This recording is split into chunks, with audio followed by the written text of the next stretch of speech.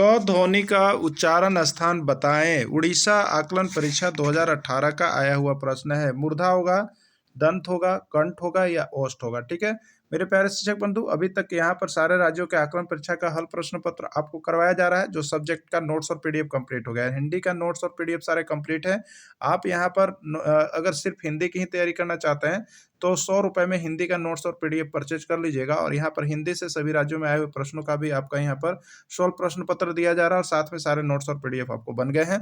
तो आप परचेज करके सिर्फ हिंदी पढ़ना चाहते हैं तो पढ़ सकते हैं, नहीं तो सारे सब्जेक्ट की तैयारी आपको करवाई जा रही है। और वो भी यहाँ पर टॉपिक वाइज करवाया जा रहा है, साथ में पाठ्यक्रम पर आधारित, और उसके साथ में यहाँ पर जो है आपको सारे राज्यों के आकलन परीक्षा का भी प्रश्न दिया जा रहा है। ठीक है, जो नहीं जुड़े होंगे जुड़ जाइएगा। ठीक है, क ध्वनि का उच्चारण स्थान बताइए क्या होगा। कंठ होगा, तालु होगा, मूर्धा होगा, दंत होगा या ओष्ठ होगा। ठीक है, क ध्वनि मतलब क से लेकर के अंग तक की ध्वनि। ठीक है, तो क ख ग घ अंग सभी ध्वनियां। तो क ध्वनि का उच्चारण स्थान क, और क से होता है देखिए कंठ, यानी क का भी उच्चारण स्थान कंठ, ख का भी उच्चारण स्थान कंठ, ग का भी उच्चारण स्थान कंठ, घ का भी उच्चारण स्थान कंठ और अंग का भी उच्चारण स्थान कंठ होगा। ठीक है, तो क ध्वनि का उच्चारण स्थान कंठ होता है। इसका राइट आंसर हो गया सी, यही होगा आपका। और लास्ट अपना स्कोर आप जरूर शेयर कीजिएगा कि कितना आप सही कर पा रहे हैं, क्योंकि स्कोर शेयर करने से बाद आपको यहाँ पर हमें पता चल पाएगा कि आपका तैयारी किस प्रकार का है और आपको और क्या चीज़ की जरूरी है। तो जरूर कमेंट करना नहीं भूलेंगे। भारत किस प्रकार की संज्ञा है आपको बताना है। व्यक्तिवाचक, जातिवाचक, भाववाचक या द्रव्यवाचक संज्ञा। ठीक है, तो आप लोग संज्ञा के बारे में सभी को जानते हैं और संज्ञा से 1 से 2 प्रश्न हर एग्जाम में आते हैं। चाहे आप जिस किसी भी एग्जाम में अगर हिंदी आपका यहाँ पर है सिलेबस में तो संज्ञा के अंतर्गत आते हैं। तो कि भारत किस प्रकार की संज्ञा है। ठीक है, तो देखिए यहाँ पर होता क्या है कि जो संज्ञा है किसी भी नाम को हम लोग संज्ञा कह लेते हैं। यही होता है कि किसी भी नाम को संज्ञा कहते हैं।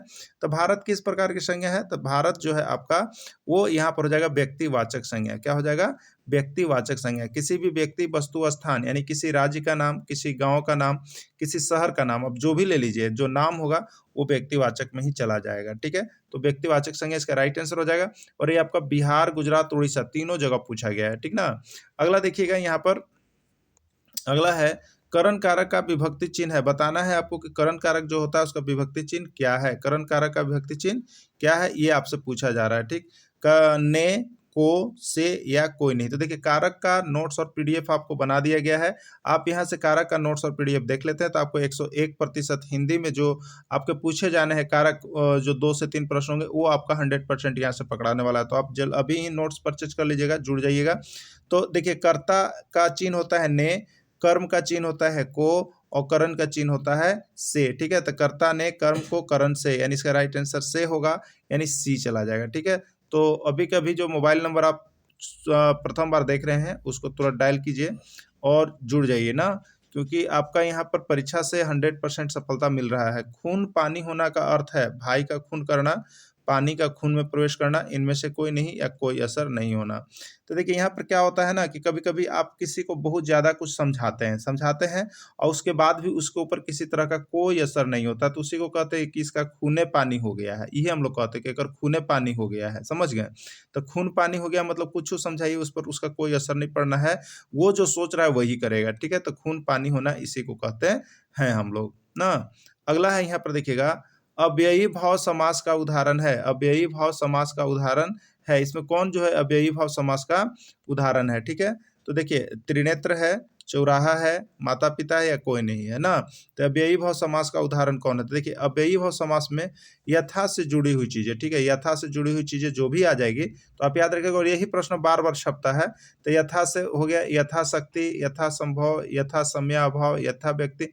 यथा से जो भी जुड़ जाएगा उस सबको अव्ययी भाव में आप डाल दीजिएगा। ठीक है, तो इसमें यथाशक्ति जो कि सबसे नीचे है, हाँ नीचे है देखिए यथाशक्ति लिखा हुआ है, तो यथाशक्ति ही इसका राइट आंसर हो जाएगा। और ये गुजरात आकलन परीक्षा 2017 के आए हुए प्रश्न है। तो सभी राज्यों में अब देखिए इसी तरह से परीक्षा लेकर के उसके बाद जो है अस्थायी कर दिया जाता है, तो आपका भी यहाँ पर अस्थायी हो सकता है। आप निराश नहीं होइएगा, इसलिए परीक्षा जरूर पास कर लीजिए एक बार, उसके बाद ही कुछ यहाँ पर हो सकता है। तो परीक्षा में किसी भी तरह का आप सभी कोताही नहीं बरतें, पास करने के लिए सोचें। जो ईश्वर में विश्वास रखता है उसके बदले एक शब्द क्या होता है, ठीक है। आस्तिक नास्तिक होता है, अविनीत होता है, मेधावी होता है या आस्तिक रहता है, ठीक है।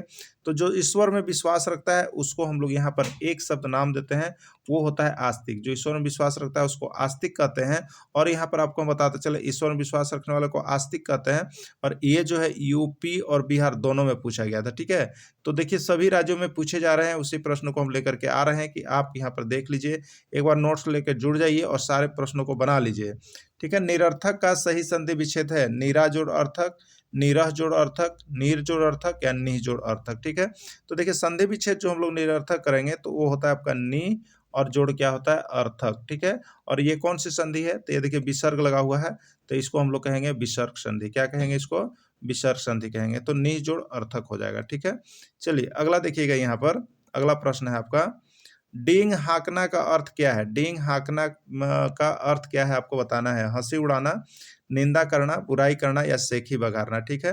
तो बहुत लोग कहते हैं कि कह रहे हैं कि आज हम हेलीकॉप्टर से उड़ जबो जबो आज हम हेलीकॉप्टर चढ़बो। तो बहुत लोग कहते हैं अरे डींग हाँकत हो, एक मने क्या है, डींग हाँकत हो, ऐसे कहते हैं। इसका मतलब कि सेखी में बोल रहा है कुछ करे उड़ेगा नहीं। तो वही डींग हाँकना का मतलब क्या होता है, हंसी उड़ाना, निंदा करना, बुराई करना या सेखी बिगाड़ना। तो एक कहते हैं हम लोग सेखी बिगाड़ना बघारना ना, इस सेखी में जे मन सो बोल रहे करना कुछ है नहीं। तो सेखी बघारना इसका राइट आंसर हो जाएगा।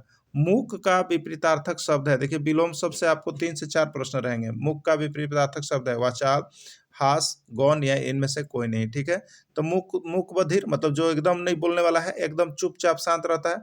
और एगो ओकरे दूसर होता है, ओकरा कहते हैं वाचाल, यानी जहाँ मन तहीं लबर लबर बोलते रहता है, तो वो होता है वाचाल। एगो मूक मतलब होता है शांत, तो शांत रहने वाला, और वाचाल माने ज्यादा बोलने वाला, तो वाचाल हो जाएगा इसका राइट आंसर। अगला प्रश्न है आपका, लंबोदर किस प्रकार का शब्द है। देखिए इस शब्द वाले तो एक से दो प्रश्न आपके एग्जाम में रहेंगे, रूढ़, यौगिक, योग रूढ़ या कोई नहीं, ठीक है। तो रूढ़ शब्द जो होते हैं जो मूल शब्द होते हैं, और यौगिक शब्द जो होते हैं वो क्या होते हैं, दो या दो से अधिक शब्दों का उसमें मेल हो जाता है, तोड़ के देखिएगा तो दो या दो शब्द मिल जाएगा, तो यौगिक शब्द हो गया। और योग रूढ़ में क्या होगा, वो यौगिक होगा लेकिन उसका विशेष अर्थ निकल जाएगा, उसका विशेष अर्थ निकल जाएगा। तो लंबोदर, तो लंबोदर का मतलब है लंबा हो उदर जिसका, और इसको हम लोग क्या कहते हैं, लंबोदर, यानी यहाँ पर विष्णु भगवान सेंस में लेते हैं हम लोग। तो एक क्या चीज हो गया, तो विशेष अर्थ निकल गया, विशेष अर्थ निकल गया तो योगरूढ़ में जाएगा। तो योगरूढ़ शब्द है, और ये कहाँ आया है, तो ये आपका बिहार और उड़ीसा दोनों में आया हुआ प्रश्न है। तो लंबोदर किस प्रकार का शब्द है, अब आपके दिमाग में आगे होगा कि जिसका विशेष अर्थ निकलेगा उसको लंबोदर कहेंगे हम लोग, ठीक है। चिरायु शब्द में प्रयुक्त उपसर्ग है, चलिए उपसर्ग और प्रत्यय का भी नोट्स बन के तैयार है आपके बीच। तो आपको सिर्फ नोट्स लेके पढ़ने की सिर्फ तैयारी करना और बाकी कुछ चीज का तैयारी नहीं करना, ठीक है। तो चिरायु शब्द में प्रयुक्त उपसर्ग है आवा, ज्ञान, ची और चीर, क्या होगा, ठीक है। तो देखिए जब उपसर्ग और प्रत्यय आपको बताना हो तो आप क्या कीजिएगा, इस शब्द का संधि विच्छेद कीजिएगा। तो चिरायु का जब आप संधि की विच्छेद कीजिएगा तो हो जाएगा चीर और जोड़ आयु, क्या हो जाएगा, चीर जोड़ आयु, इसी को कहेंगे हम लोग चिरायु। तो ये प्लस शब्द से देखिएगा, प्लस शब्द के जो पहले होगा वो उपसर्ग है, और प्लस शब्द के जो बाद होगा वो प्रत्यय है, ठीक है। तो इसमें उपसर्ग कौन है, तो चीर है, कौन है, चीर। तो यही इसका राइट आंसर हो जाएगा, ठीक है।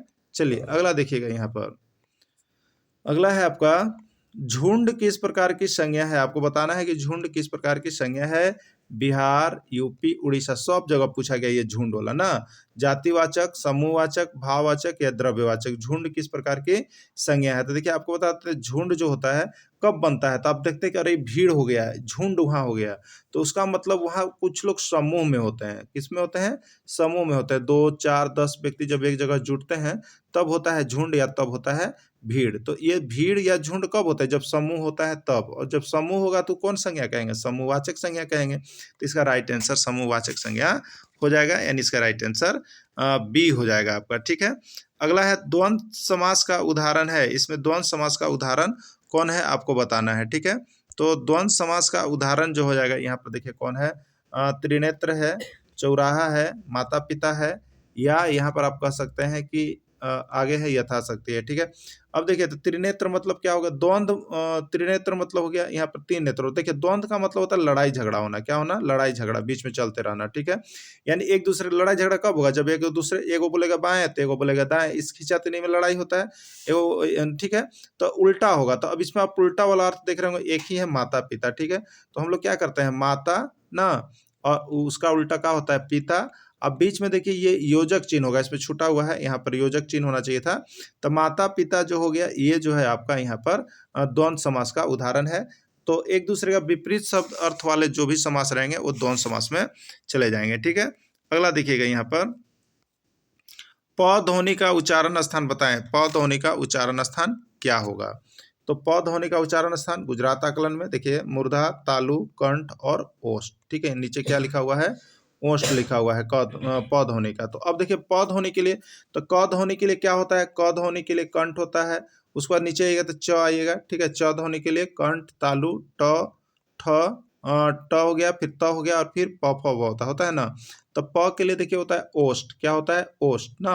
तो प ध्वनि का उच्चारण स्थान ओष्ठ होगा, जो कि डी में है और गुजरात आकलन में आया हुआ है। तो यही इसका राइट आंसर हो जाएगा, प ध्वनि का उच्चारण स्थान ओष्ठ हो जाएगा।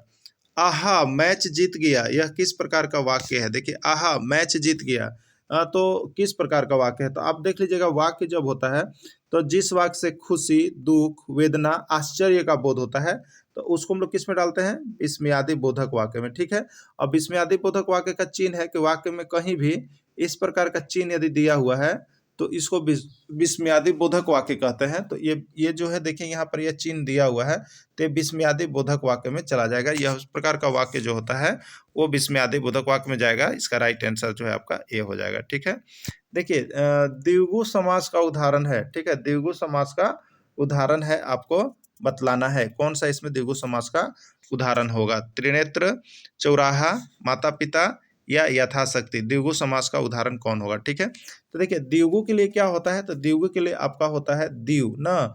द्विव का मतलब देखिए होता है दो। द्विव का मतलब क्या होता है? दो। और ये दो क्या हो गया आपका? संख्यावाचक हो गया, दो संख्यावाचक हो गया। तो जिसमें संख्यावाचक चीज रहेगा तो उसको द्विगु के अंतर्गत डालिएगा। ठीक है, जिसमें संख्यावाचक चीज रहेगा उसको किसके अंतर्गत डालिएगा? द्विगु के अंतर्गत डालिएगा। तो त्रिनेत्र में आप कहिएगा कि तीन है, ये भी संख्यावाचक है, तीन है, लेकिन इसका विशेष अर्थ निकल रहा है शंकर भगवान, तो जिसका विशेष अर्थ निकलेगा उसको बहुब्रीहि में हम लोग डालते हैं। ठीक है, तो अब देखिए चौराहा है तो इसमें चार है, लेकिन इसका विशेष अर्थ नहीं निकल रहा है। तो जिसमें विशेष अर्थ नहीं निकल रहा है और संख्यावाचक है तो वो आपका द्विगु में चला जाएगा। तो इसका राइट आंसर द्विगु का हो जाएगा बी, यानी चौराहा इसमें जो है द्विगु समास का उदाहरण है। त्रिनेत्र आपका नहीं होगा क्योंकि उसका विशेष अर्थ निकल रहा है, जिसका विशेष अर्थ निकल रहा है वो नहीं होता है। ठीक है, चलिए अगला है अग्नि किस प्रकार का शब्द है? आपको बताना है कि अग्नि जो है वो किस प्रकार का शब्द है यहाँ पर ना। तत्सम, तद्भव, देशज या विदेशज। देखिए ये आपका यूपी और बिहार और उड़ीसा तीनों जगह पूछा है अग्नि ना। अब देखिएगा अग्नि किस प्रकार का शब्द होगा? तो बोला जाता है कि जो संस्कृत का शब्द है, जो संस्कृत का शब्द है उसको हम लोग तत्सम कहते हैं, और जो संस्कृत से हिंदी में आया है उसको हम लोग तद्भव कहते हैं। ठीक है, तो संस्कृत के शब्द को तत्सम कहेंगे। तो अग्नि संस्कृत है और इसका हिंदी हम लोग देखते हैं आग होता है ना। तो ये तत्सम में चला जाएगा, किस में चला जाएगा? तत्सम शब्द के अंतर्गत आपका चला जाएगा, संस्कृत वाला शब्द तत्सम के अंतर्गत।